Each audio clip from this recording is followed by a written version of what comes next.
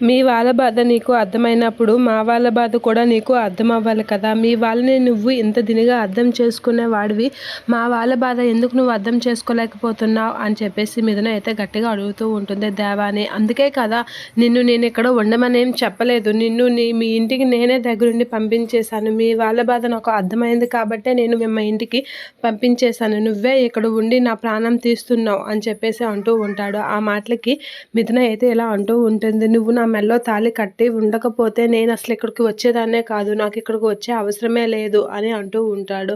అలా అనేసరికి మిథున అయితే అలా అనేసరికి అసలు నువ్వు చేసిన ఈ పనికి నేను నీ దగ్గరికి వచ్చాను. లేకపోతే నీ దగ్గరికి నాకు రావాల్సినంత అవసరం లేదు అని చెప్పేసి మిథున అనేసరికి దేవ అయితే నేను అదే జీవితంలో సరిదిద్దుకోలేని పెద్ద తప్పు చేశాను. నీ మెడలో తాళి కట్టడం నేను చేసిన అతి పెద్ద తప్పు అని చెప్పేసి దేవ అయితే అంటూ ఉంటాడు. అలా అంటూ బాధపడుతూ ఉంటాడు. అది చూసి మిథున అయితే షాక్ అవుతూ ఉంటుంది.